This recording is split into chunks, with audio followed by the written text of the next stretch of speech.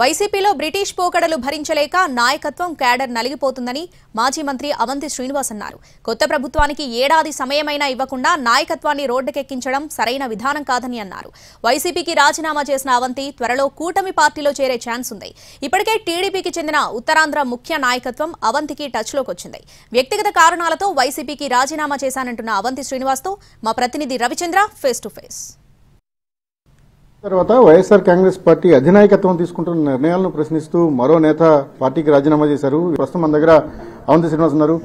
Sir, ఏంటి ఇది రాజకీయంగా గ్యాపా, లేకపోతే అందరూ ఊహిస్తున్నట్టుగా మీరు వేరే పార్టీలో చేరే అవకాశం కనిపిస్తున్నా? ప్రస్తుతం నాకు అలాంటి ఆలోచన లేదండి. ముఖ్యంగా రెండు విషయాలు. ఒకటేమో 5 సంవత్సరాలు చాలా కష్టపడ్డాం, ఎవరి దగ్గర రూపాయి తీసుకోకుండా. మరి ప్రజలు మనం ఎలాంటి తీర్పు ఇచ్చారో చూశారు మీరు. ఆ తీర్పుని ఇప్పటికీ మనం డైజెస్ట్ చేసుకోలేకపోతున్నాం. కొత్త ప్రభుత్వం వచ్చిన తర్వాత ప్రభుత్వానికి కూడా మనం 1 year టైం ఇవ్వాలి. యాక్చువల్గా అది ఇవ్వకుండా ఈయన ఇప్పుడే మనం స్టార్ట్ చేసి ప్రభుత్వం మీద దాడి చేయడం అనేది కరెక్ట్ అనేది కాదని నా పద్ధతి. ఎలక్షన్లో ఫలితాన్ని చూసిన తర్వాత మనలో మార్పు రావాలి. ఆ మార్పు వస్తుందని చూసాను, నేను రాలేదు కాబట్టి నేను ఈ నిర్ణయం తీసుకోవాల్సి వచ్చింది. అంటే మీకున్న 2 ఆప్షన్లు ప్రధానంగా రీజనల్ పార్టీస్లో కొనసాగాలనుకున్నప్పుడు అయితే జనసేన లేకపోతే తెలుగుదేశం పార్టీ.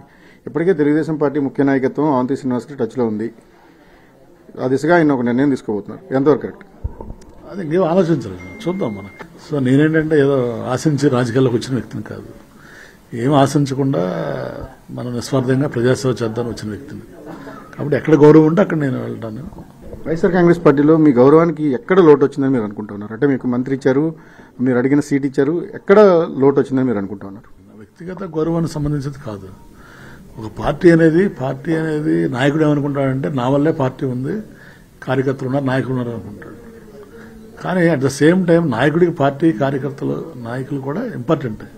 వాళ్ళందరూ ఉంటేనే నాయకుడు చేయగలరు. మొన్నటిదాకా 5 సంవత్సరాలు కార్యకర్తలు నాయకులు లక్షలాది మంది చాలా ఇబ్బందులు పడ్డారు. అధికారం ఉండి వాళ్ళేం అధికారం అనిపించలేదు, వాళ్ళేమి ఇచ్చేయలేదు. మళ్ళీ వాళ్ళు కూడా ఇబ్బంది పడుతున్నారు. వాళ్ళు మరింకా ఇబ్బంది పెట్టే విధంగా ఈయన చర్యలు ఉన్నాయి.